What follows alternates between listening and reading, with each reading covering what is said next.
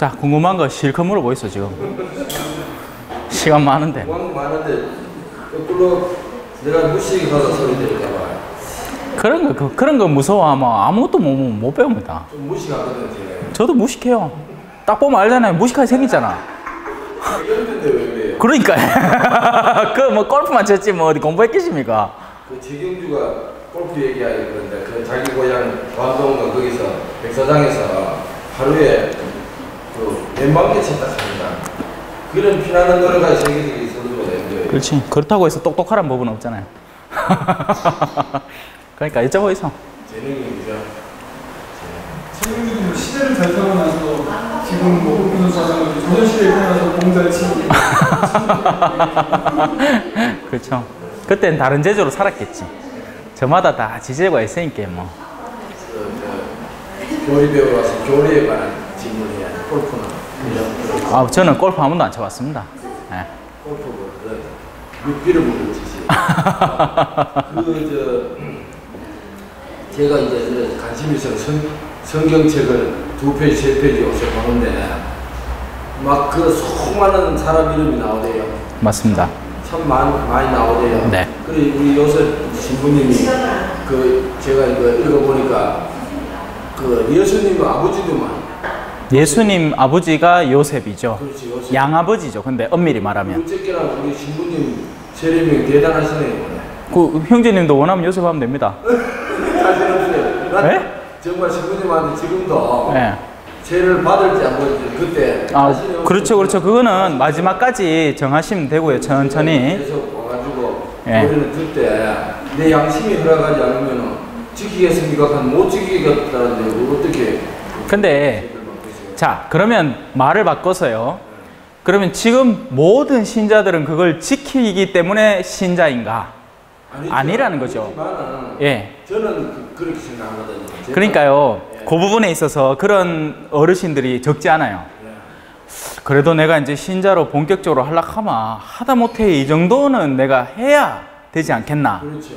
양심적으로. 그게 아니라는 거죠.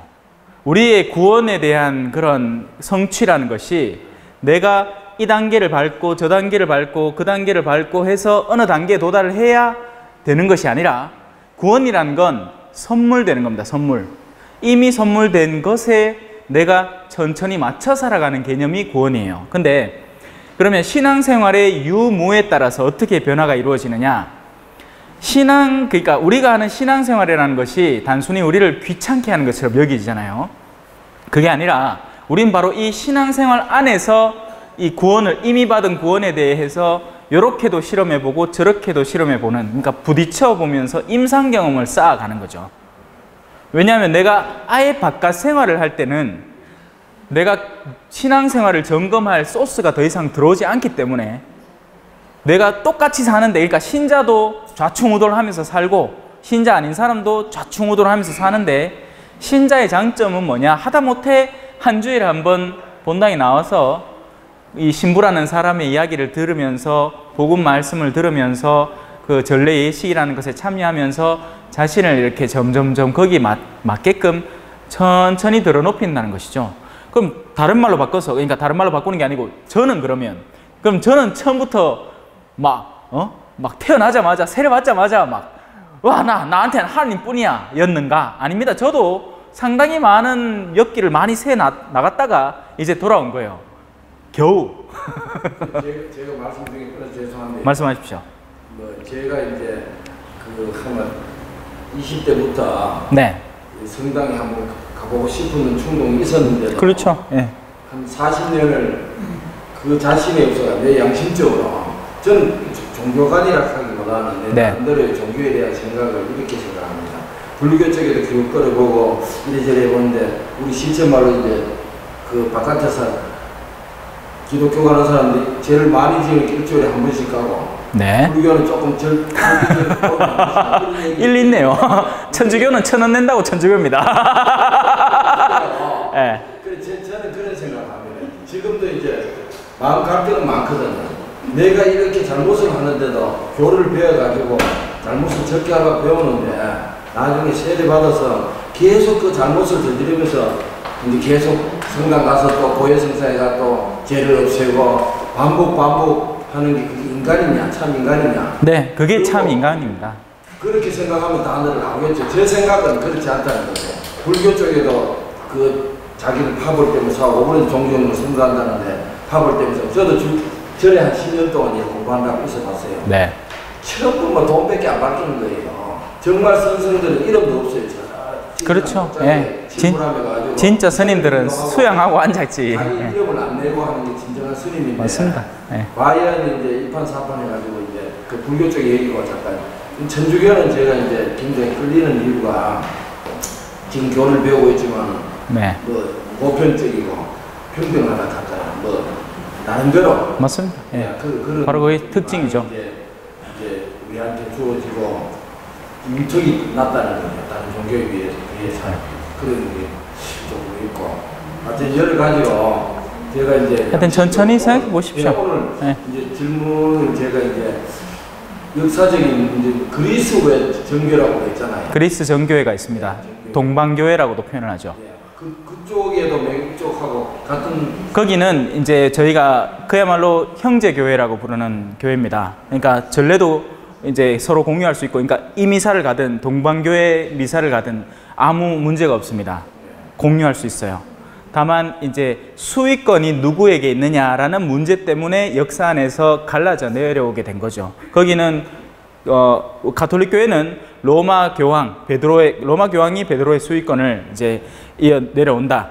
거기는 콘스탄티노플인가 뭐 거기 주교가 대주교가 그걸 이어받는다라는 개념으로 이제 그 문제 때문에 갈라졌지. 그 이외의 부분이 성사나 다른 면에서는 거의 뭐 그러니까 전혀 문제가 없습니다. 거의. 예. 우리 여기 유캐시라고 유카톨릭 계세요. 젊은이들의 교리 캐트시즘 저잡으로 해서 영어로 가톨릭이라는 뜻이 천주교라는 뜻이에요. 가톨릭이라는 뜻이 천주교라는 뜻입니다. 예. 천주교라는 뜻 그 말의 유래는 우리가 이제 우리 한국은 참 특이해요. 다른 나라들은 선교사들이 가서 교를 전파를 했습니다. 남미나 이런 교회들은 스페인에서 맞아, 그러니까 정복도 하고 선교사도 같이 들어왔죠. 영화 미션이라는 거 79년도 영화인가 보면 잘 나오죠. 그런데 우리나라는 선비들이 공부를 이렇게 하다가 이제 성리학자들이죠. 신문물을 받아들이는 학자들이 이렇게 공부를 하다가 이건 가르침이 이건 이치가 너무 맞는데, 그러니까 이미 유교 바탕 안에서 그 가르침의 본이 천주실이라는 책 이름이더라는 거예요. 그게 가톨릭 교회 교리서였던 거죠. 중국에서 건너온. 그래서 우리 교 이름이 최초로 이제 천주, 하늘에 계신 주인을 모시는 종교라는 의미로 천주교라는 것인데, 원래의 그런 서방의 이름을 바탕으로는 캐톨릭, 그러니까 보편성을 이제 강조하는, 누구나 구원의 대상에서 제외되지 않는다. 누구든지 이 가르침을 받아들일 수 있다. 라는 의미에서 캐톨릭이 나온 것이고요. 그리고 그 역사가 이제 초대교회부터 이렇게 쭉 나오다가 15세기에 야, 교회 이거 완전히 개파인데? 한마디로 얘기하면 그때 당시에도 가톨릭 교회 안에도 온갖 분파 싸움, 분파 싸움이 아니고 이제 돈에 대한 탐욕, 뭐 이런 거 무슨 대성당을 짓는데 돈을 어떻게 끌어들이느냐에 대한 문제, 그런 것들이 가득하면서 루터라는 사람이 야, 너가 이렇게 우리가 이렇게 살아서 되겠나 하고 했는데 도로 교회로부터 이제 네가 뭔데 이렇게 취급을 받은 거예요. 그러니까 기분이 팍 상한 거지. 나는 그러면 떨어져 나오겠다 이렇게 된 거예요. 바로 거기에 이제 루터는 그 오류를 고치겠다는 마음은 참 좋았는데 문제는 뭐였냐면 끝까지 안에서 고쳤어야 되는데 그만 떨어져 나와버린 겁니다. 그러면 거기에서 새로 시작된 것이 바로 개신교, 프로테스탄트, 저항하다라는 의미거든요. 그런 프로테스탄트가 시작이 되면서 안타깝게도 또 갈라지는 거예요. 왜냐하면 거기도 결국 인간 집단이기 때문에. 한 인간, 무언가 공동체가 잘못될 때는 우리는 그 안에서 바로 세우고 올바른 길을 찾아 나가려고 노력을 해야 되는 게 바람직한 일인데, 한 번 떨어져 나오니까 거기서 또 떨어져 나오는 겁니다. 그 대한예수교 장로회, 뭐 침례교회, 무슨 또 하여튼 뭐 많아요. 뭐 한국에만 270 몇 개의 종파가 있답니다. 종파가 각 교회가 아니라 각 종파 수가 270 몇 개라는 거예요. 그래, 자기들끼리 이제 막 연합을 이제 하나 하려고 시도를 하는데 잘 안 되지. 왜냐하면 요 교회 안에서 목사 1하고 목사 2가 나는 성경을 이렇게 읽겠다, 나는 성경을 이렇게 해석한다 하면 또 갈라지는 거예요. 왜냐하면 거기에는, 그러니까 한마디로 얘기하면 중심줄기라는 게 존재하지 않으니까요. 우리는 성경을 존경하지만 거룩한 전승, 거룩한 전통이라는 것이 있기 때문에 거기에서 함부로 벗어날 수가 없습니다.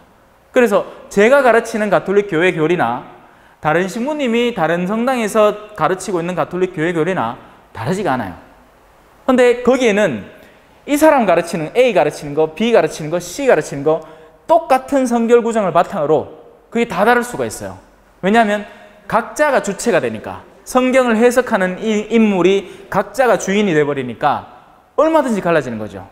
근데 이제 동방정교회는 가톨릭가 나오면서 그런 그 수위권 문제, 누가 그 교황의 수위, 첫째 제자의 자리를 이어받느냐의 문제로 갈라졌기 때문에 나머지에 대해서는 상의하지 않습니다. 꾸준히 이어오고 있죠. 물론 동방정교회 미사는 3시간씩 걸립니다. 교리 나가기 죄송합니다만. 이거 자체가 교리의 훌륭한 교리죠. 교황 선출하는 과정을. 네, 꽁클라베라고 하죠. 그 길지형, 뭐 여러 가지 복잡하다라고 하는. 추기경, 전 세계 추기경들이 모여서, 그러니까 추천을 하고, 그러니까 한 곳에 모여서 꽁클라베, 그 꽁클라베라는 건 열쇠로, 열쇠와 더불어 꼰 함께 클라베 열쇠라는 겁니다. 열쇠로 잠궈버립니다, 그 안을. 그리고 그 안에서 쇼부가 나야, 한마디로 결론이 나야 나올 수 있어요. 교리 받고 있다니까 이제. 네. 먼저 선배 친구가. 네. 그 사진을 보내왔대요. 네네. 그 수많은 사람들이 거기서 이제 광장에 있다가 연기가 나더만요. 그렇죠. 연기의 색깔로 분별을 하는 거죠. 선출됐다는 의미라고 하네요. 네. 그 장면을 보내왔던데. 네. 그 선출하는 과정은 아무도 모릅니까? 그건 추기경님들만 아시는 거죠. 예, 어떻게. 근데 이제 옆 이야기로 다 이게 들려오죠. 그 안에 에피소드들, 소소한 것들이. 그러니까 누구가 추천이 되었다가 그 안에서 이 사람이 강력한 후보자가 될 뻔했는데 전혀 의외로 엉뚱한 사람이 되는 경우도 있었다. 그런 분들이 바로 요한 바오로 2세 교황, 우리 한국에도 한번 1984년도에 찾아오셔서 성체대회라는 것도 하시고 하신 인물도 좀 있으시고, 이제 영화배우 출신, 폴란드, 최초의 폴란드 출신. 그러다가 또 요번에 또 프란치스코 교황님이 최초의 남미 출신, 아르헨티나 출신이시죠. 남미 출신 교황님이 그렇게 되신 거죠. 그러니까 흐름이 마치 이 사람이 유력하고 전부 다 외신들이 다 이 사람이 될 것 같아가지고 막 추천을 막 몇 사람 꼽다가 엉뚱한 데에서 갑자기 새 인물이 나타나서 교황이 돼버리는 겁니다. 그러니까 이게 하나님의 뜻이 어떻게 어디로 움직일지 아무도 모르는 거죠. 그게 꽁클라베 과정입니다. 자, 그러면 오늘 교리를 이제 슬슬 시작을 해볼게요. 교리를 시작하기 전에 오늘 또 너무 많은 분이 안 오셨는데, 지금 오시는 분들은 다 성실하게 오시는 분이에요. 그래서 별로 할 얘기가 별로 없습니다. 미사를 이제 꾸준히 잘 나오고 계신 거 알아요. 그렇게 꾸준히 나오시면 되고 많이 어색하실 겁니다. 근데 제가 뭐 여기 주임신 부잖아. 그죠? 그러니까 우리 잘한다 아이가. 요 뒤에 앉아 계신 거 제가 다 보고 있어요. 예. 그러니까 그냥 마음 편안하게 오시면 돼요. 뭐 혹시 불편한 거나 궁금한 거 있으면 언제라도 저한테 물어보시면 되고요. 우리가 이 교리를 배우는 것은 마치 이런 것 같습니다. 의사 자격증을 딸 수 있죠. 그죠? 하지만 진짜 의사는 누구를 의사라고 얘기합니까? 임상 경험을 가지고 있고 사람을 치유할 줄 아는 사람이 의사죠. 신자가 되는 것도 마찬가지입니다. 우린 교리를 배울 수 있어요. 하지만 교리를 교양으로 얼마든지 배울 수 있습니다. 세상 사람들도. 위키백과만 찾아봐도 우리가 배우고 있는 교리 얼마든지 배울 수 있어요. 하지만 그걸 실제로 살아가는 것은 바로 공동체 안에서 이루어집니다. 그렇기 때문에 제가 미사를 권유해드리고 나오라고 하시는 거예요. 그리고 권유가 아니죠, 사실은. 미사가 핵심입니다. 교리는 부수적인 거예요. 만약에 여러분들이 지적 능력이 떨어지시잖아요. 그러면 교리 안 하고도 저는 세례 줄 수 있습니다. 당장 내일. 아니면 지금 원하시면 당장. 뭐 지금은 막 숨이 꼴딱꼴딱 넘어가. 그러면 저한테 전화하세요. 신부님, 저 갑자기 심장이 아파가지고 세례 좀 하면 저 쫓아가 세례 드릴게요. 진짜 농담 아니고. 진짜. 세례 바로 줘볼게요. 죽을 위험에 있는 사람은 자신의 원의가 있는 동안은 누구라도 세례를 줄 수 있습니다. 그러니 그건 걱정 마세요. 여러분들이 진짜 걱정을 하셔야 될 건 이제 신앙생활에 서서히 익숙해져 가야 하는데 그 핵심에는 바로 주일 미사가 있다는 것이고 그래서 주일 미사에 참여하시라고 부탁을 드린 겁니다. 그걸 잘 나오고 계시고 예, 그대로만 하면 됩니다. 우리 어르신도 아직까지 이제 좀 많이 이렇게 생각을 많이 하고 계시겠지만 어느 정도 마음이 이제 정돈이 되시고 나면 미사에 꼭 나오셔야 됩니다. 예. 그거를 말씀드리고 싶었습니다. 자, 지난 시간 동안 우리가 지금 원죄라는 것에 대해서 잠깐 배웠고 이제 원죄에 대해서 구해내시려는 하나님의 움직임에 대해서 한번 배워봅시다. 예수님에 대해서 쭉쭉 배우고 있죠. 어디까지 배웠죠? 75항 할 차례입니다. 맞죠? 네. 71항인가요? 제가 읽은 자리가 여기구나. 자, 71항입니다. 그렇게 세상은 하느님이라는 분이 세상을 사랑이라는 것으로 창조를 하셨는데 이 세상이라는 것이 그 사랑을 향해서 다시 자신들이 그렇게 세상에서 가꾸어낸 추수물, 그러니까 생산물인 사랑을 하느님께 돌려드렸느냐? 그게 아니라 바로 자기들끼리 놀아먹고 끝내자라고 결심을 해버린 것이죠. 바로 이것이 죄스러운 상황을 조장하게 된 겁니다. 그런 가운데 하느님은 첫 사랑, 그러니까 세상 창조라는 첫 사랑도 베풀어 주시고 그리고 그들이 연명할 수 있는 꾸준한 사랑도 베풀어 주시는가 하면 그들이 하느님을 싫다고 떠나는 통에도 당신의 사랑을 꾸준히 베풀어 주시는 겁니다. 이는 마치 예를 들어서 제가 만약에 딱딱한 교리 선생이에요. 그러면 여러분들이 한 번 딱 안 나오는 순간 다음부터 안 나오셔도 됩니다. 끊어버릴 겁니다. 하지만 저는 기다려줍니다. 기다려주고 또 여기 몇 분 없으니까 하는 얘기인데 나중에 되면 또 회복할 기회도 몇 번 드릴 거예요. 근데 그마저도 다 거부를 할 때는 최종적으로 형제님, 자매님은 더 이상은 교리를 안 나오셔도 되겠습니다. 다음 기회를 이용해 주십시오 라고 말씀을 드리게 되겠죠. 자, 하느님도 마찬가지 입장입니다. 하느님은 세상을 너무나 사랑하셨고 그리고 그 세상의 사랑을 끊임없이 던져주고 계십니다. 우리가 입은 옷, 우리가 늘 자연물과 이렇게 어색하지 않게 살아갈 수 있는 것, 그거 아세요 여러분? 우리 몸에는 수많은 호르몬들이 작용을 하고 있고 그 가운데 하나만 제작동을 안 해도 우리에게는 커다란 이상 증세가 나타납니다. 우리가 평소에 움직이고 있는 이 모든 몸의 동작들이 다 그냥 우리가 원래부터 갖고 있던 것이라고 생각하시겠지만 그렇지 않은 분들도 엄청나게 많다는 걸 기억을 해야 돼요. 눈이 먼 이들, 귀가 안 들리는 이들, 다리가 불편한 이들, 지체가 조금 불편한 이들이 얼마든지 많습니다. 그런데 우리가 이런 걸 일찍부터 올바로 지니고 왔다는 것은 그걸 선물 받았다는 것을 의미하죠. 하지만 우리는 언제 그걸 깨닫느냐? 그것이 더 이상 동작을 안 할 때 깨닫습니다. 눈이 나빠지고 눈이 침침해져서 병원에 가서 안경을 새로 맞추고 그제서야 이제 겨우 보일 때 눈 관리 잘할 걸 뭐 그런 생각을 하는 거죠. 우리는 이미 하나님께로부터 받은 것들이 많습니다. 하지만 하나님은 우리의 그런 심지어 엇나감, 우리가 눈을 잘 보존했더라면 눈이 크게 나빠지지 않았을 텐데 막 어두운 밤에 텔레비전 보고 막 오만 것들을 해 가면서 눈을 일부러 막 어둡게 만들었는데도 하나님은 또 안경이라는 것을 통해서 우리 눈을 회복할 수 있는, 다시 우리가 보고 살 수 있게끔 도와주십니다. 저 가끔씩 그런 생각합니다. 만약에 안경이 없었으면 지금 적지 않은 장님들이 많을 거예요. 반장님들이죠. 그렇게 장님들이 많아지면 어떤 결과가 생길 것 같습니까? 마냥 불편할까요? 아니라고 생각합니다. 오히려 그 보지 못하는 이들은 볼 수 있는 이들의 도움을 또 얻어야 될 것이고, 그리고 우리의 미적 감각이라는 것이 굉장히 의미가 둔감해지겠죠.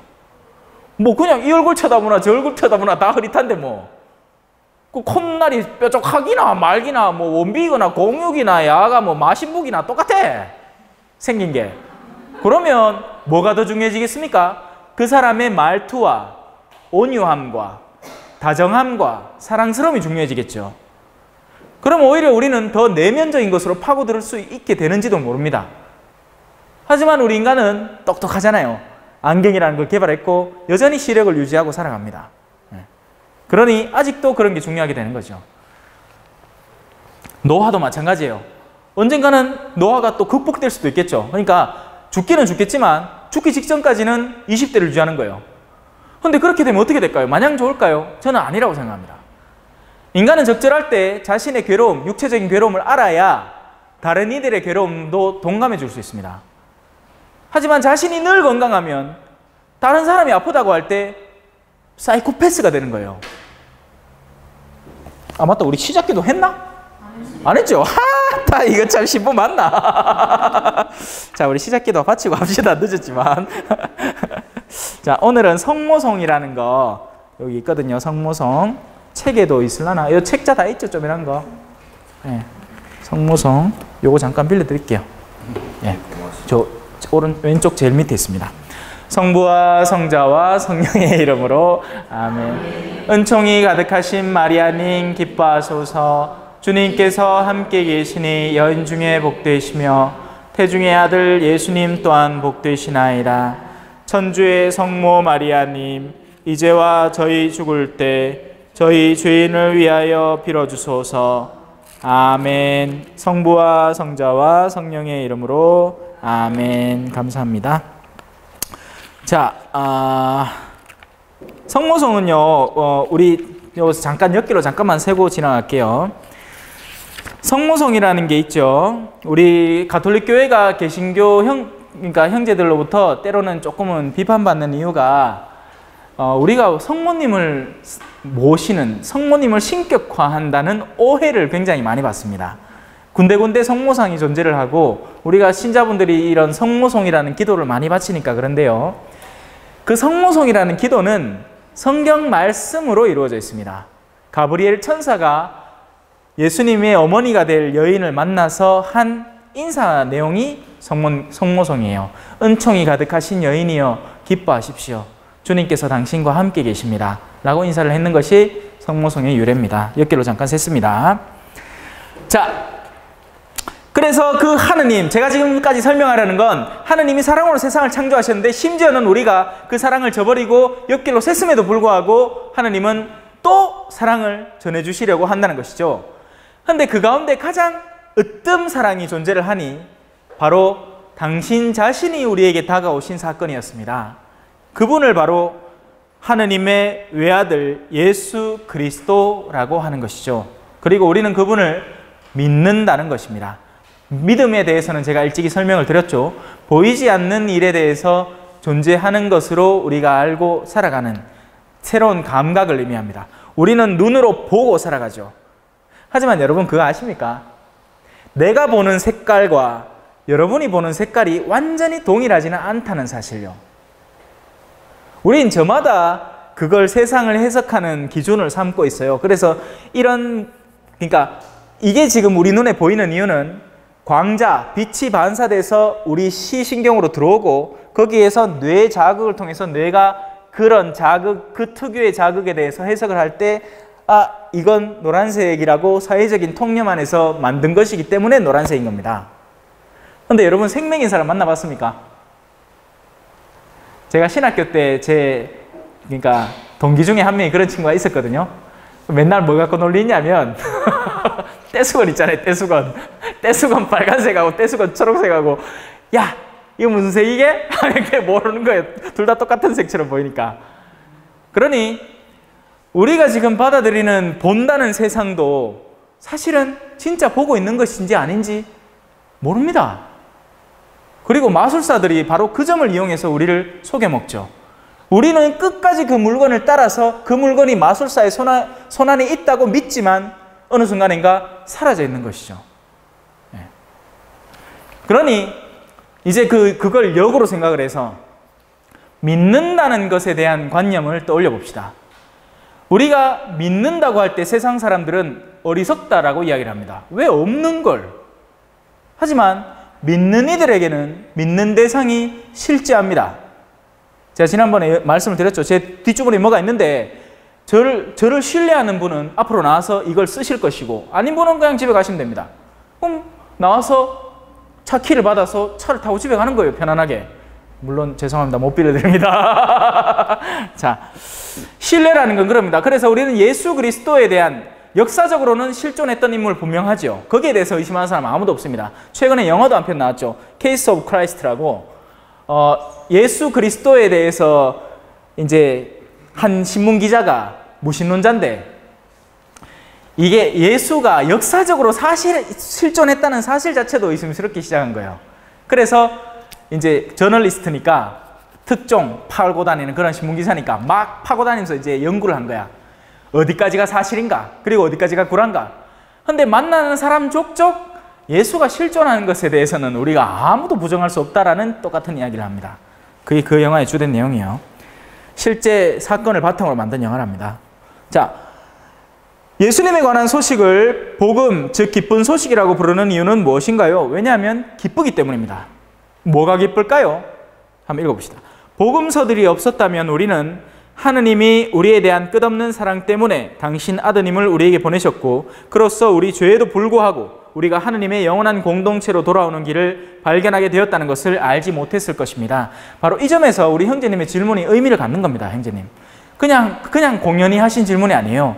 그 질문에는 분명히 의미가 있는 것이고 그런 생각, 내가 완성되지 않았음에도 이 신앙생활에 다가서고 신앙을 시작할 수 있는가? 바로 완성되지 않았고 오히려 그 반대로 우리가 죄스러운 상태에 있기 때문에 더더욱이 의사가 필요하다는 의미인 거죠. 만약에 불과 같으면 다른 얘기를 할지도 모르겠습니다. 불가는 억겁의 시간 동안 자신을 수련해야, 그죠? 처음에는 피조물이었던 존재가 이제 덕을 쌓으면 다시 한 단계 높아진 단계가 되고 그렇게 우리가 이렇게 인간으로 또 살아가다가 또 죄를 지으면 또 다른 존재, 그러니까 동물의 상태로 돌아가고 또 반대로 선업을 쌓으면 그 다음 생에는 승려가 되고 또 승려도 여러 승려 종류 가운데에서 그죠? 또 그 다음 선업을 쌓으면 해탈에 이르는 그런 경지에 이른다고 얘기를 하겠지만 우리는 인생 오직 한 방뿐입니다. 원샷 원킬이라고 표현하죠. 여러분, 그래서 이 원샷 원킬을 잘 쏴야 돼요. 그런 가운데 우리에게는 모든 가능성이 활짝 열려 있다는 것입니다. 여전히 나의 삶을 어둠으로 이렇게 밀어붙일 가능성도 존재하고 그 이면에 거룩함으로 하느님의 뜻에 맞춰 살 양자의 가능성이 언제 어느 상황에서라도, 그러니까 예를 들어서 여러분이 저를 봤을 때는 저는 신부잖아요. 그러면 신학교에서 공부를 그렇게 많이 했고, 그죠?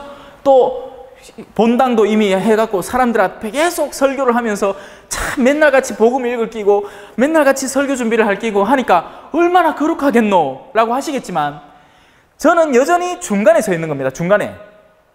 어떻게? 제가 거룩한 만큼 그 이면에 다른 유혹들이 더 많아진다는 것이죠. 반대로 여러분들은 이렇게 생각할 거예요.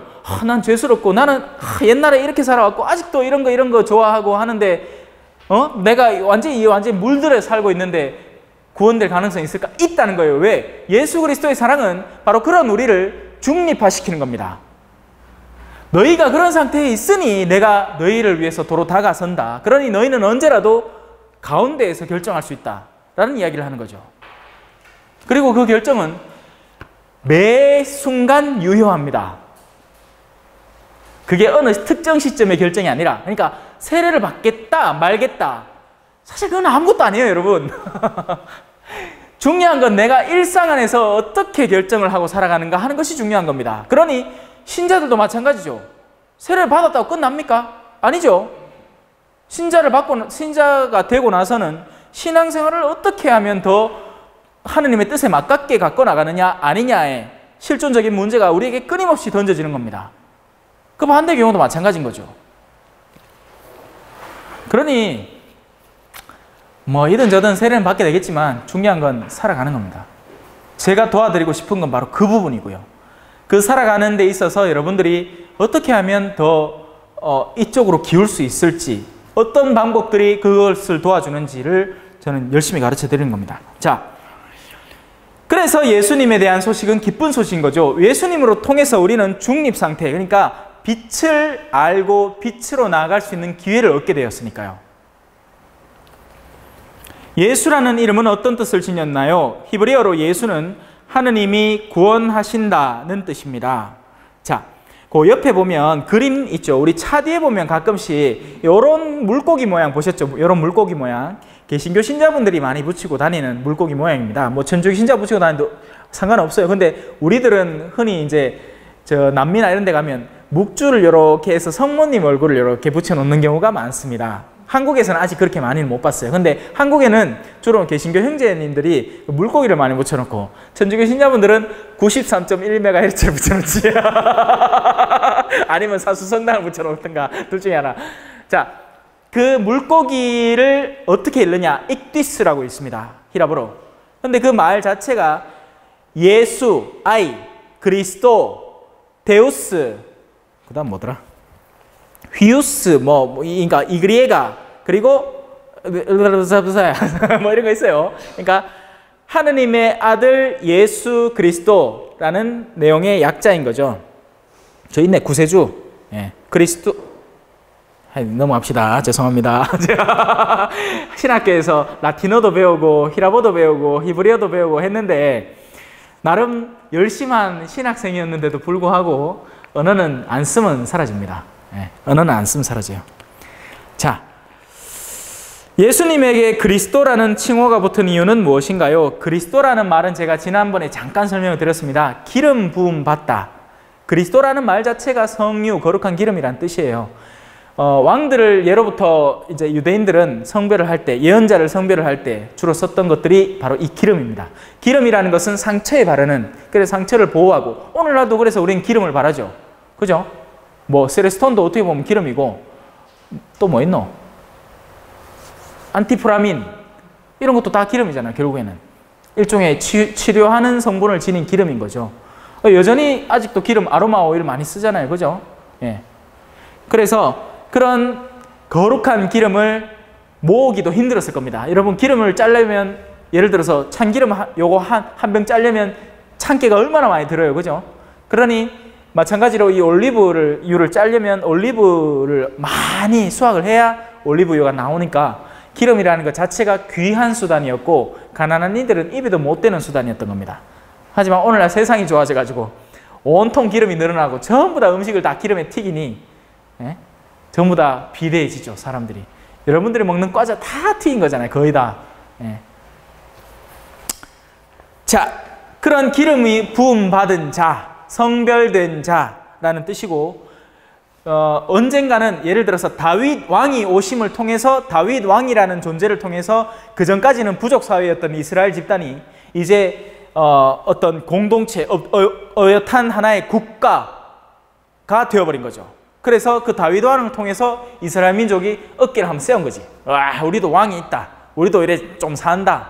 우리도 이런 거룩한 왕, 우리를 올바로 이끄는 왕이 있다. 마치 우리가 여러 왕들이 존재를 했지만 세종대왕을 특별히 사랑하잖아요. 그죠? 왜냐하면 그분을 통해서 우리나라에 참으로 많은 것들이 이루어졌기 때문이죠. 여러분 뭐 뿌리 깊은 나무 그런 드라마도 있다면서요. 저는 참 보고 싶었는데 못 봤습니다. 나중에 기회가 있겠지. 자, 그러니 그런 왕이 언젠간 또 도래를 할 것이다. 그리고 완전히 새로운 나라를 우리에게 가져다 선사해 줄 것이다 라는 믿음을 유대인들은 간직하고 있었고, 그리고 그분이 오신 거죠. 저렇게. 하지만 도로 유대인들에게 배척받는 왕이 되어버렸죠. 십자가에 못 박히는 왕. 우리는 밑단 왕은 필요 없다. 우리가 원하는 왕은 지금 당장의 로마의 압제에서 구해주는 왕이지, 그냥 사랑 따위나 얘기하는 너는 아무 의미 없다. 그리고 똑같은 일이 현재에도 일어납니다. 지금도 적지 않은 신자들 가운데에서는 정치적인 세력이 너무나 뚜렷해서 자신의 신앙마저도 멀어지는, 예를 들어서 만약에 제가 막말로 자, 용서합시다. 누구를 비록 그러니까 잘못한 것에 대해서는 엄중히 하더라도 한 인간으로서는 용서를 할 필요가 있습니다 라고 했을 때 그 대상이 누군지는 알아 생각하십시오. 그 정치색에 따라서 절대 안 됩니다. 그런 인간은 막 발끝부터 카타칼로 삭삭삭 썰이가 죽여야 된다. 인간의 잔혹성은 그래요. 그래야 성이 풀린답니다. 자, 그러니 예수님은 그리스도이시라는 짧은 어구는 그리스도교 신앙의 핵심을 표현합니다.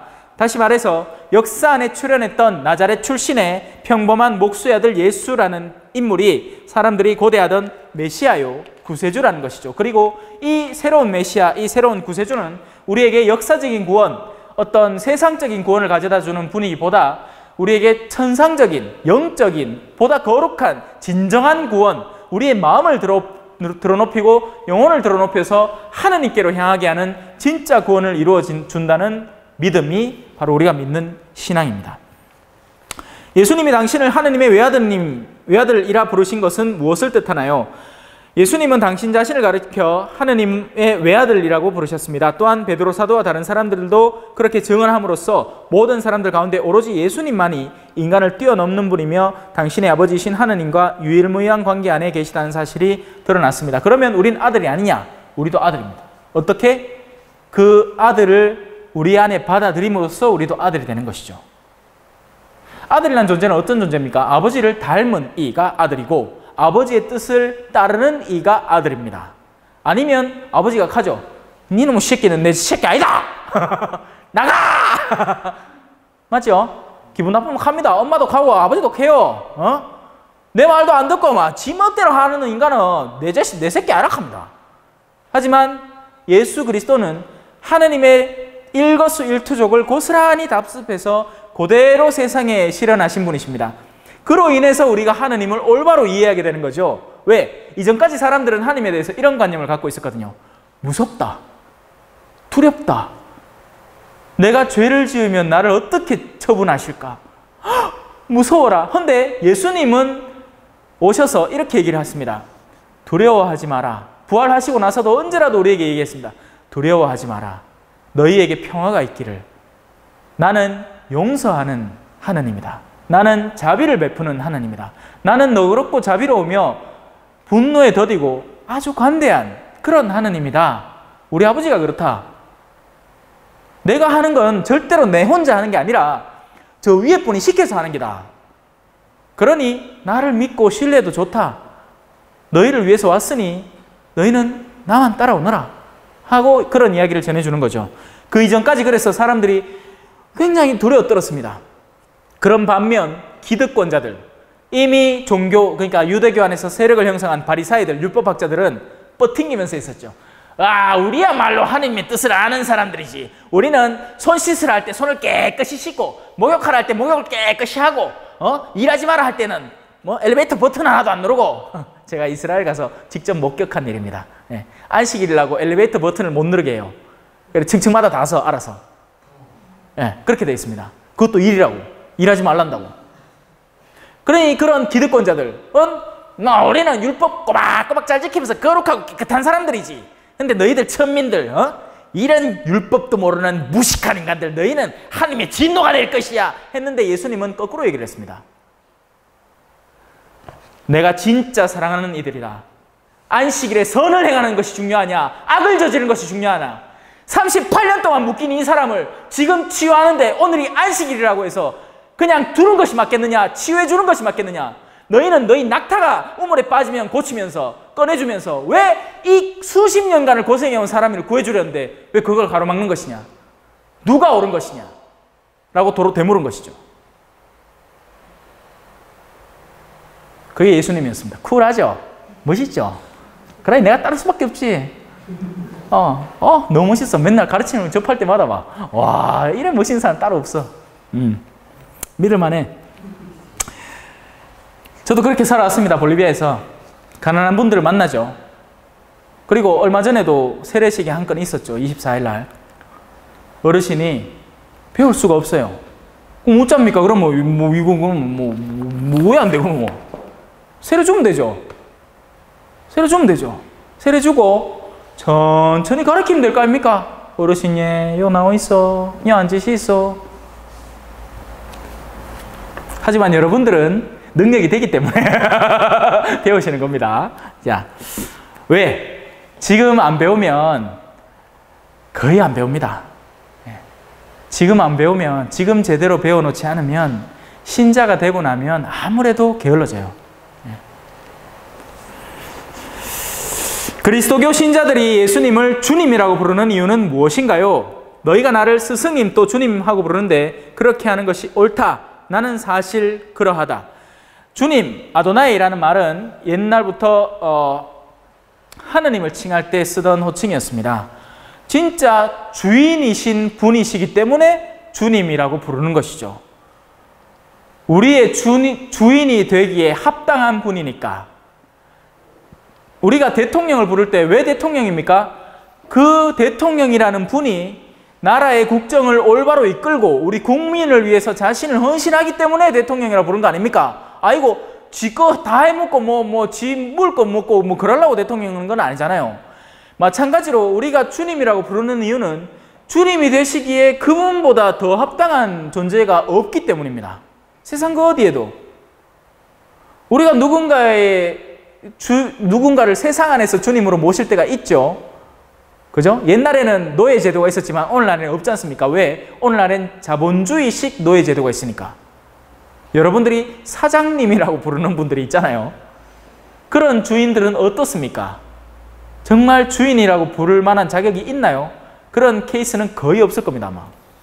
대부분은 자기 배를 불리고 그리고 자기의 이득을 위해서라면 가난한 이들의 희생을 거뜬히 감내할 수 있는, 그러니까 외국인 노동자 불러다가 어만상 일시키고 거기서 뽑아낸 돈으로 지는 자식들 대학 보내는, 그러고 그 아들이야 손가락이 끈기갖고 막 굶어 죽든 말든 아무 상관없는 그런 악한 인간들이 주인이라는 이름을 갖고 있죠. 아닙니다. 원래 주인은요, 진정한 주권을 지닐 때 주인인 겁니다.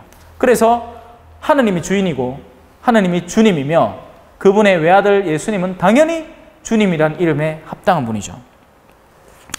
하느님이 예수님을 통해 인간이 되신 이유는 무엇인가요? 성자께서 저희 인간을 위하여, 저희 구원을 위하여 하늘에서 내려오셨음을 믿나이다. 자, 하느님은 예수 그리스도를 통해서 세상과 화해하셨고 죄의 감옥으로부터 인간을 해방하셨습니다. 예수님이 인간이 되심으로써 인간 존재 안에 있는 선한 요소들이 다시 되살아날 수 있었습니다. 그러니까 하느님과 인간이 동떨어져 있을 때는 인간은 자신의 죄악성으로 인해서 하느님이 선물해 주신 인간성마저도 더럽히고 있었습니다. 그 오늘날 결과들이 막 나타나죠. 뜬금없는 5급 카테고리 5급 태풍이 막 몰아닥치고, 또 어디에선 핵실험을 해제끼 있겠네. 그 지진의 여파가 다른 데선 당연히 나타날 것이고, 지금 지구는 온갖 요통과 12장 다 앓고 있는 거예요 지금. 왜? 인간의 악 때문에 그렇습니다. 자, 그런데 예수님은 그런 인간이 되어 하느님이신 분이 그런 인간의 세상으로 내려오셔서 그 인간에게 그 인간의 삶을 통해서 다시 당신께로 돌아올 길을 마련해 주신 거죠. 빵구멍을 뽕 뚫으신 거예요. 빨대로. 요 길을 통해서 오라고. 그래서 가톨릭 교회는 이렇게 얘기를 합니다. 예수 그리스도 외에는 인간이 진정으로 구원받을 길은 없다라고 표현합니다. 그러면 반발하겠죠. 예수님 모르는 사람은. 자, 예수님을 안다, 모른다 하는 것이 우리가 교리 쪼가리를 몇 구절 더 배우느냐 마느냐, 세례를 받느냐 마느냐에 국한시켜서는 절대 안 됩니다. 예수님을 안다는 것은 선과 진리와 사랑을 안다는 것이고 그것을 선호한다는 의미이기 때문이죠. 그래서 신자이면서도 선과 진리와 사랑에 멀어져 있는 사람은 예수님을 모르는 사람입니다. 그런 성경 구절이 얼마나 많습니까? 너희가 그때 이렇게 얘기할 것이다. 주님, 주님, 저희가 주님과 함께 먹고 함께 미사 참여해서 성체받아 모시고 함께 마시고 당신과 함께 일하지 않았습니까? 했을 때 그분은 너에게 얘기할 것이다. 나는 너희를 모른다. 내게서 물러들 가라. 이 악을 일삼는 자들아. 또 반대로 이런 얘기도 있습니다. 그때 동서남북에서 사람들이 몰려들 것이다. 그 말인 건 뭡니까? 지금 우리가 신자라고 범주를 딱 선을 그어놓은 이 부분에서 전혀 다른 데서 선을 실천하는 이들이 다가오는 거예요. 형제님도 예외는 아닐 겁니다. 진짜 선이 어떤 것이며 어떻게 하는 것이 내 삶을 거룩하게 이끌어 나갈 것인가를 고민하면서 사는 분이기 때문에 함부로 다른 이에게 해코지를 못할 거 아닙니까? 그런데 반대로 신자인데 이름만 신자야. 본당의 타이틀도 달고 있어. 그런데 집에 갈 때마다 지 마누라 막 때려. 이놈은 옆에 내야. 그 카오는 성당 와서는 또 거룩한 척해. 이건 위선자지요. 이건 마구입니다 이거. 그런 사람 없어야지. 근데 가끔씩 있디. 가끔씩 있어요. 와 없겠습니까? 세상에 별의별 일이 다 있습니다, 여러분. 예, 안타까운 일이지만. 그러니까 그 역으로 신자는 아직 비록 아니지만 왜? 아무도 그에게 신앙생활에 대한 접근법이나 가르쳐준 적이 없어요. 아마존에 살아. 아마존 밀림 한가운데. 근데 아버지로서 자녀들을 잘 추스리고 직장 안에서 그러니까 자기 하는 일 사장 나갈 때마다 자기 힘 다 써서 지쳐 있는데도 옆에 동료가 좀 사장한테 한번 물렸어. 그러면 근데 야씨 내 업고 갈게 하고 막 업고 돌아오고 막 이래 착한 사람이면 하느님은 제외 안 하는 겁니다. 왜냐하면 그런 사람은 예수 그리스도의 이름을 모를 뿐이지 예수 그리스도에 대해서 너무나 잘 알기 때문이죠. 감이 잡히시죠? 예수님을 안다 모른다는 것이 교리 쪼가리를 아느냐 모르느냐, 그 예수 그리스도를 적을 줄 아느냐 모르느냐, 주님의 기도를 받아 적느냐 아니냐에 국한되는 게 아니라는 건 그 얘기예요. 진짜 예수님을 알아야 한다는 것이죠. 자, 여기까지. 예수 그리스도는 참 하느님이시면서 동시에 참 인간이시라는 말은 무슨 뜻인가요? 예수님을 통해 하느님은 우리와 똑같은 인간이 되셨고 그로써 우리의 형제가 되셨습니다. 성경 표현으로는 죄 말고는 우리와 똑같이 되셨다고 표현을 합니다. 왜냐하면 예수님은 죄를 지을 수가 없어요. 하느님을 벗어나선 자기 존재 자체를 부정하는 것이 되기 때문이죠.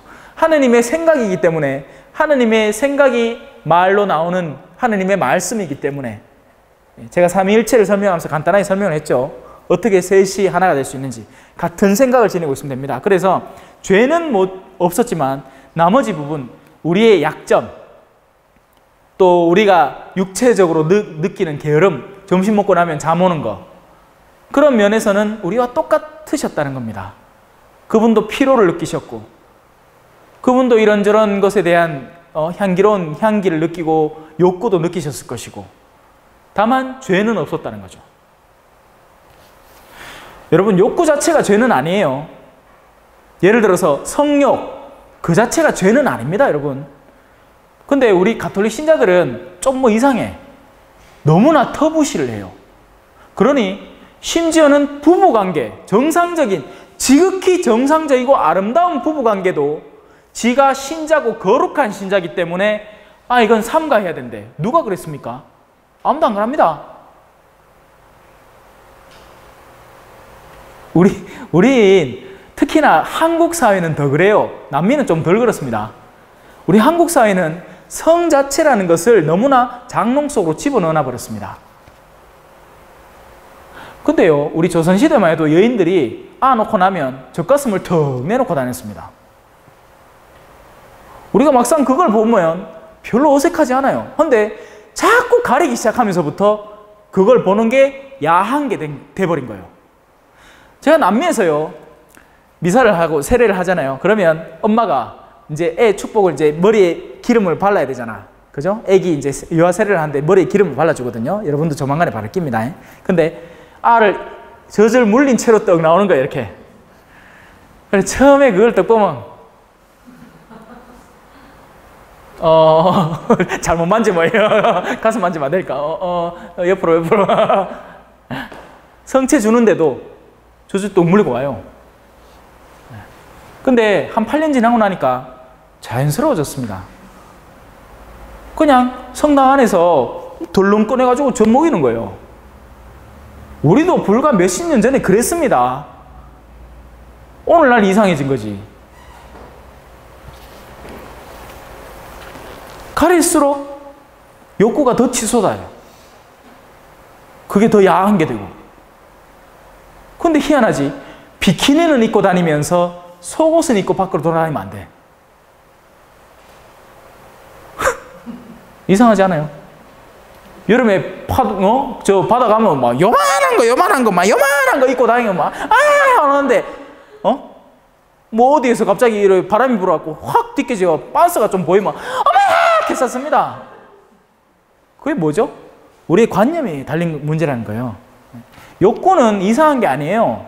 욕구는 정상적인 겁니다. 저는 도로 이런 면에서 이상한 점을 봅니다. 어디? 식욕에 대한 미친 듯한 탐구. 저는 TV 포르노라고 이해합니다. 음식 포르노. 그냥 배 부를 정도로 먹고 건강한 음식을 챙겨 먹으면 끝나는 일인데, 역시 라면에는 치즈를 넣고 햄을 넣고 그거하고 몸 다 베리지.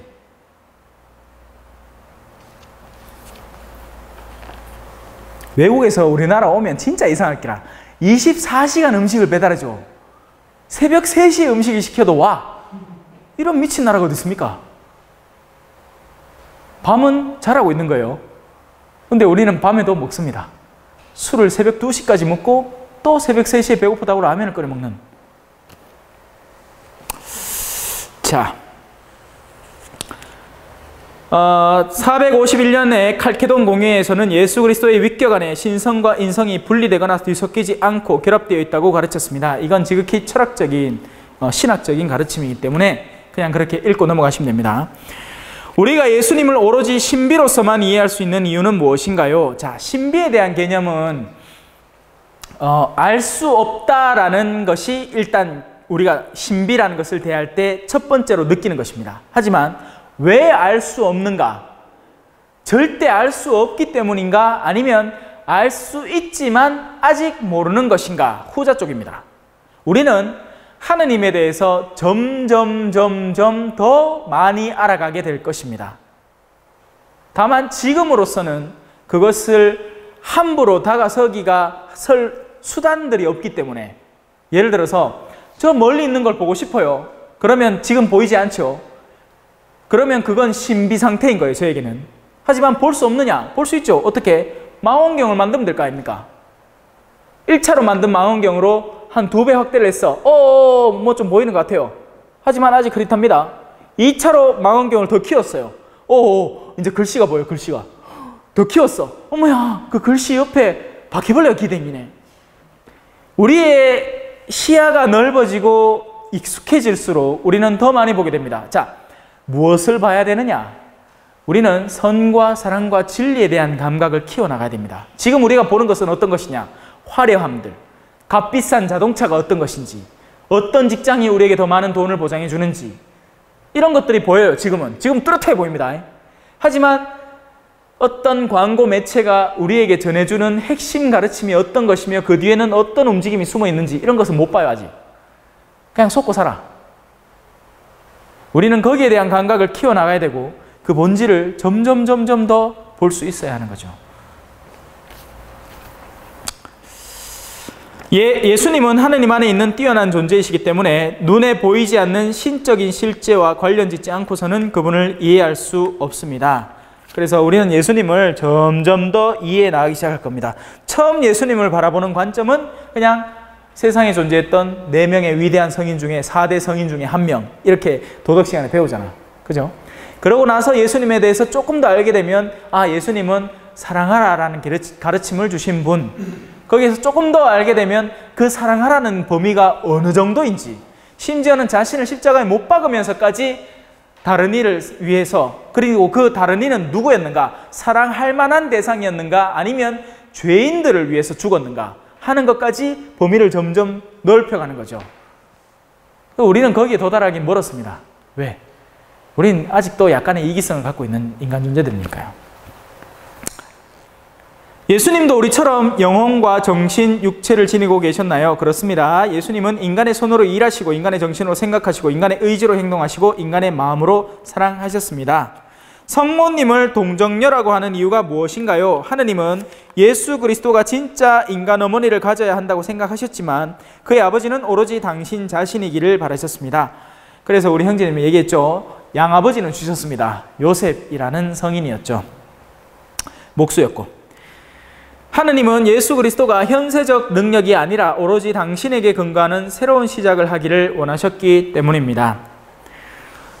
성모님에게 예수님 이외에 다른 자녀가 없었나요? 그렇습니다. 예수님은 성모님이 유일하게 낳으신 외아드님이십니다. 성경 안에는 이런 표현들이 있습니다. 예를 들어서 오늘 복음 구절만 해도 당장 그렇죠. 예수님과 그의 형제들, 어머니와 예수의 형제들이 와 있었다. 근데 제가 성당 안에서 우리 예를 들어서 비비안나 자매님, 제 자매님 맞습니까? 맞지만 아니죠. 맞지만 아니지. 맞잖아. 안젤라 자매님 그렇죠? 헬레나 자매님 맞잖아요. 자매지만 자매가 아니잖아. 무슨 말이죠? 성당 안에서 불리는 명칭으로 온 자매입니다. 우리는 하느님 안에 같은 자녀들이라는 의미죠. 하지만 우리는 피를 나눈 자매는 아니에요. 근데 나중에 그 몇 번째 교리 시간에 마신부가 비비안나 자매님을 불렀다. 이 봐라. 마신부님한테 여자 형제가 있었다. 충분히 이렇게 얘기할 수 있겠죠. 그때 당시에 문화적인 바탕 안에서 친척들은 다 형제요 자매로 불렸던 겁니다. 근데 개신교 형제들은 어떻게든지 성모님의 동정성을 파괴하고 싶은 마음에 아니다. 딴 자식들 많았다. 가톨릭 왜 성모님 그걸 모시고 가노? 라고 하려고 엉뚱한 이야기들을 막 해냅니다. 성모님은 동정이었습니다. 그리고 성모님의 동정성은 성경 안에 동정녀로 여러 번 표현되어 있고, 그리고 그러니까 성경 안에도 표현되어 있지만 거룩한 전승, 가톨릭의 전승. 자, 사도들이 그죠? 성모님에 대해서 다른 사도들에게, 후배 사도들에게 또 얘기를 해줄 거 아닙니까? 그분이 어떤 분이었는지. 그러니까 예수님 얘기를 하면서 자연스럽게 성모님에 대한 얘기도 나왔겠죠. 베들레헴의 탄생과 그 이후의 성모님의 삶에 대해서. 그리고 요한, 그죠? 사도는 성모님과 같이 살았잖아요. 그죠? 성모님을 어머니처럼 모시고. 그런 가운데 그들은 분명히 인지하고 알고 있었던 사실을 구전으로 전해주었을 겁니다. 다만 성경에 그 내용이 담기지 않았을 뿐이죠. 그런 거룩한 전승 안에서 성모님은 동정녀이십니다. 그리고 그런 거룩한 전승 안에서 여러 가지 성모님에 대한 다른 교리도 파생돼 나오시는 거죠. 자, 성모님을 하느님의 어머니라고 부르는 것은 불경스러운 일인가요? 그렇지 않습니다. 우리는 성모님을 하느님의 어머니라 부름으로써 우리는 그분의 아드님이 하느님이심을 고백하는 것입니다. 명칭을 지니는 것과 그 명칭에 뒤따르는 파워를 지니는 것은 다른 얘기예요. 천주의 모친이라고 해서 천주 이상급이다 라는 것이 남미분들의 통상적인 생각입니다. 그러니까 하느님 엄마니까 하느님보다 파워가 세겠지. 거기는 모계사회거든. 우린 부계사회잖아요. 그렇기 때문에 성모님을 막 모시고 거기에 이제 부귀영화를 비는 거죠. 왜? 파차마마라는 대지의 신이 있어요. 그 대지의 신, 우리 왜 다른 말로 가이아라는 신이 있잖아요. 그죠? 그런 개념의 성모님의 신앙과 뒤섞여 버린 겁니다. 거기는. 그래서 그런 이제 다른 요소들이 막 드러납니다. 우리는 그러진 말아야겠죠. 성모님에 대해서 명칭은 하느님의 어머니. 왜냐하면 당신의 아들 예수가 인간과 하느님을 뗄 수 없는 관계에 있기 때문에 인간의 어머니이자 또 그 신성, 하느님의 어머니이시기도 하기 때문에 명칭은 가져갈 수 있지만 성모님은 절대적인 인간입니다. 예수는 신이고 성모님은 인간일 뿐이에요. 그건 절대로 다른 이견이 없습니다. 자, 성모님의 원죄 없는 잉태, 이걸 한자어로는 무염시태, 오염되지 않은 태어남이라고 말을 합니다. 원죄 없는 잉태라는 말은 무슨 뜻인가요? 이런 말이죠. 하느님이 당신 아들을 보내려고 세상을 이렇게 둘러보다가 참한 그릇을 하나 골라야 되겠는데 그 그릇을 애시당초 모태에서부터 씻었던 겁니다. 자, 제가 원죄에 대해서 설명을 했죠. 원죄라는 것은 인간이 태어나면서부터 아담이 저질러온 죄의 결과물들에 오염되어 있는 상태를 말합니다. 그래서 죄 쪽으로 기울어져 있는 상태를 말하죠. 그래서 성모님은 애시당초 여기에서는 온전히 자유로운 상태에 있었다는 것입니다. 처음부터, 그러니까 부모님 때부터, 부모님도 성인이에요. 그 성인 때부터 일찍이 성모님을 잉태하고 세상에 낳을 때부터 하느님에 대해서 충만한 상태로 나아졌다는 것이죠. 그냥 그 정도만 넘어갑시다. 교회는 전능하신 하느님이 인류의 구세주이신 예수 그리스도의 공적을 고려하여 복되신 동정녀 마리아에게 유례없는 총애를 베푸셨다는 것과 그리하여 그분이 잉태되신 첫 순간부터 원죄로 인한 그 어떤 손상도 받지 않고 온전하게 보호되었음을 믿고 있습니다.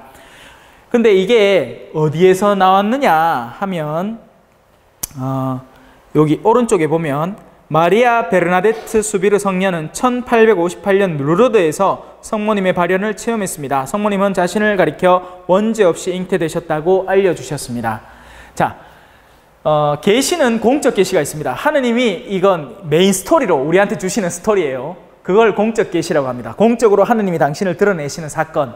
그게 예수 그리스도 사건이고, 이제 성모님이 이제 예수님을 낳았다, 이 정도의 사건들인데, 엿불떼기로 사적 계시, 그러니까 공적 계시의 가르침을 도와주는 사적 계시, 그러니까 공적 계시를 전혀 방해하거나 전혀 색다른 가르침이 아닌 공적 계시를 도와주는 사적 계시들이 많이 드러났습니다. 그런 가운데 성모님의 발현이 실제적으로 역사 안에 있었던 것이죠. 그런데 그 발현의 이야기를 찾아보면 참 신기한 요소들이 많습니다. 절대 한 소녀가 알 수 없는 어떤 라틴어의 어떤 완벽한 문장을 사제에게 가서 그 부인이 절더러 이렇게 얘기하라고 했습니다 라면서 얘기를 했는데, 그것이 바로 원죄 없이 잉태되신 동정녀라는 라틴어 말이었고, 그 사제가 깜짝 놀란 이유는 그것이 지금 교회 내에서 의견이 수렴이 되고 이제 반포될 위치에 있었기 때문에 얘가 절대로 알 수 없는, 내가 얘기하거나 어떤 다른 그 시골 마을에 누가 대신 얘기해 주지 않으면 절대로 알 수 없는 것인데, 그 아이가 쫓아와서는 자신이 어떤 부인을, 귀하신 부인을 봤는데 그 부인이 신부님한테 가서 이 얘기를 하라고 했습니다 라고 전하는 이야기를 전했기 때문입니다. 그런 일들이 비일비재합니다. 뭐 간단한 예로 오상의 비호 신부님 한번 인터넷 찾아보세요. 어떤 일이 있었나. 이런 상처가 양손에 있었는데 매일매일 찻잔 한 잔 분량의 피가 쏟아져서 그게 상처가 더 진행되지도 낫지도 않은 채로 계셨던 신부님입니다. 근세기의 분이세요. 그래서 과학자들이 당시에는 이제 어느 정도는 의학 기술이 발달했기 때문에 찢어도 보고 덮어서 봉인도 해보고 그러고 나서 또 어떻게 보고 암만 검사를 해봐야 설명할 수가 없는 일들이 일어나는 거죠. 자, 그런 가운데 성모님이 우리한테 선포한 교리였습니다. 원죄 없는 잉태라는 것이죠. 성모님은 그저 하느님의 도구에 지나지 않았나요? 성모님은 그저 수동적이기만 한 하느님의 도구가 아니라 그 이상의 존재이십니다. 성모님의 능동적인 동의가 있었기에 하느님은 인간이 될 수 있으셨습니다. 자, 성모님의 인간적인 동의도 있었지만 십자가 바로 곁에서 아들의 죽음을 지켜봐야 했던 것도 있었습니다. 여러분들의 어미고 자녀들이 있어요. 근데 그 자녀가 아무런 죄가 없어. 근데 옆집 사람이 그 자식을 미친 듯이 팹니다. 그걸 지켜보는 마음이 어떨까요? 찢어지도록 아프겠죠. 바로 그런 성모님의 역할도 있었습니다. 그런 고통을 감내하는. 자, 이 점에서 오늘 교리를 마무리를 하고 궁금한 것 있으시면 질문을 잠깐 받겠습니다. 신자분들도 하셔도 돼요. 평소에 궁금해 오던 것. 없어요? 미사 중에 이상한 거. 이건 왜 하는 겁니까? 색깔을 자꾸 바꿔주시잖아요. 오늘 녹색 입으셨고 메이크업은 뭐 빨간색도 있고. 네. 왜 그렇게 하는지. 아주 좋은 질문입니다. 우리 가톨릭 교회는 인간이 단순히 그냥 추상적으로만 하느님을 만나게끔 하는 게 아니라 눈에 보이는 실제적인 여러 가지 사물들과 물건을 통해서도 여러 가지 사건들을 기억하게끔 만들어 놓았습니다. 뭐 하다못해 교회도 그죠? 자신들이 예수님의 상은 만들지 않는다 하지만 빨간 십자가는 온 동네 켜놓잖아. 맞죠? 자, 붉은색이라는 것은 피를 의미하고 거룩한 영, 성령을 의미합니다. 그래서 피와 관련된 그 어떤 기념일, 순교자의 기념일, 사도들의 기념일, 뭐 이런 기념일에는 이 피의 색깔, 붉은색을 쓰고 또 성령과 관련된 기념일에도 붉은색을 쓰죠. 보라색은 전통적으로 뉘우침, 회개, 왜? 색깔이 음침하잖아. 그죠? 이 빨간색하고 파란색을 섞으면 보라색이 나오잖아요. 그러니 보라색이라는 것은 뉘우침과 회개와 절제와 인내와 이런 색깔입니다. 그래서 사순시기라는 시기가 있어요. 나중에 배우겠지만 전래주년이라고 1년을 이렇게 동그라미로 쳤을 때 그 성탄, 우리가 익히 하는 성탄, 그리고 부활, 예수님이 부활하신 날, 이렇게 두 주기를 나눠서 그 성탄 시기가 이어지고 이렇게 돌려야 되나? 이렇게네. 성탄 시기가 이렇게 이어지고 또 내려와서 부활 시기가 이렇게 이어지는 두 시기가 있습니다. 그 전 시기를 우리는 기쁨을 준비하기 위해서 뉘우치고 회개하는 시기로 보라색을 씁니다. 자, 당연히 기쁨의 시기가 다가오면 어떻게 될까요? 와, 부활의 색깔, 기쁨의 색깔, 환희의 색깔, 흰색입니다. 그래서 그 시기에는 흰색을 씁니다. 그리고 그 나머지 날들에는 초록색, 푸르름, 늘 똑같은, 여기도 초록색이 있죠. 늘 항구한 색깔, 우리가 자연을 바라보면 가장 먼저 마주하는 색깔, 주변에 언제나 존재하는 색깔, 일상의 색깔, 바로 연중 평일 시기라는 시기 동안 우린 초록색을 쓰는 것이죠. 꾸준하라 라는 의미입니다. 그리고 그 밖에도 제2 색깔 중에는 장미색 제2도 있어요. 근데 저는 돈이 없어서 그건 없습니다. 그건 옵션이니까. 사순시기 어느 날 중에 한 날은 장미색을 입고 뭐 그런 게 있습니다. 또 예전에는 검은색 제2도 있었어요. 죽음의 색깔이죠. 사제들이, 나도 오늘 입고 있네. 죽음의 색깔을 갖고 있는 거죠. 요거는 정결을 상징하는 로망카라라고 하는 것이고, 또 요플레 숟가락이 없을 때 요걸 쓰기도 농담입니다. 요플레 숟가락이라는 농담을 하기도 하는데, 로망카라, 로마 가톨릭에 소속된 사제다, 신부다 라는 뜻입니다. 그런데 정말 재밌는 사건 하나는 개신교 목사님들이 요거를 특허내려고 시도를 하다가 실패했습니다. 근데 자기들은 그러니까 평신도들 가운데서 그냥 목자일 뿐이에요. 그러니 사제가 아닌 거죠.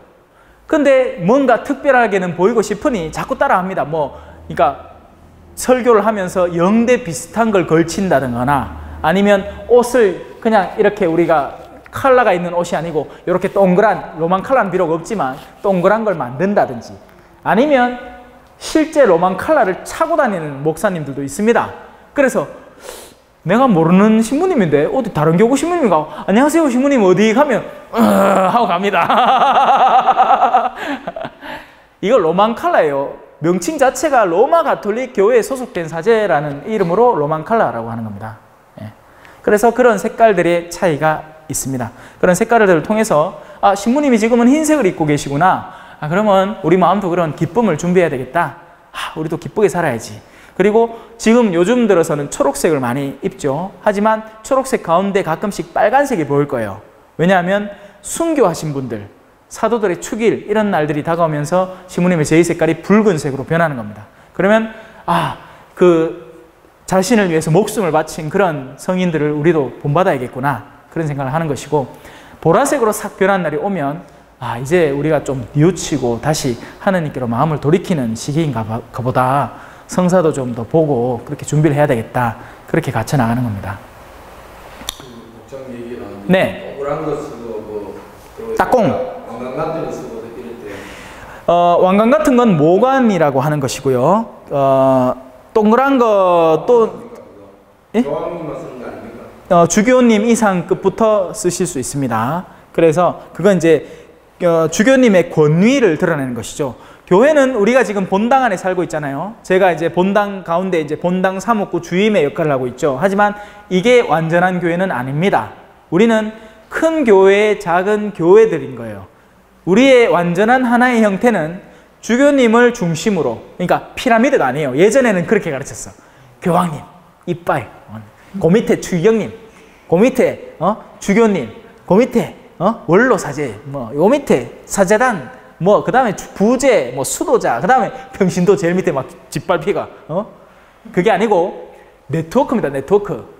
주교님이 가운데 있고 그 주교님이 사제단과 긴밀한 연계관계를 맺으면서 당신의 일을 하시고 사목을 하시고, 그리고 그 사제들은 주교님의 명을 받들어서 다른 신자분들과 손을 잡고, 주변에 이제 신자분들과 손을 잡고 그 일을 하는 거죠. 그 권위를 상징하는 주교님의 이제 유일한 복장인 겁니다. 평소에는 요 뚜껑, 솔직히 뚜껑 이름 제가 모르겠습니다. 뚜껑, 주교님 모자, 찾아보면 나오겠지. 모르겠습니다. 이거는 모관이라고 합니다. 한국말로. 그리고 목장이라고, 목자의 지팡이, 목장. 교황님은 교황님 거, 주교님은, 그러니까 교황님은 결국 로마 교회의 주교님이에요. 같은 동급이에요. 주교님. 다만 주교님들 중에 이제 으뜸인 거죠. 주교님들 중에 수위권을 이제 계승한 주교님. 그래 그 교회나 이 교회나 이제 교회는 다 똑같은 겁니다. 그 가운데 우리는 이제 본당을 한국에는 몇 분 계십니까? 교구별로 한 분씩 계시고 또 교구별로 보좌주교님, 부주교님 이렇게 합치면 꽤 많을걸요. 한 20분 넘을걸요. 정확하게는 저도 잘 모르겠습니다. 인구 대비해가지고 그렇죠. 인구 그러니까 주교님은 주로 그러니까 각 본당을 원래는 이제 본당이 가장 으뜸 주인이 주교님이 돼야 되는데 규모가 너무 커져 버렸잖아요. 그러니 사제들 파견을 하시는 거죠. 근데 교구가 너무 커.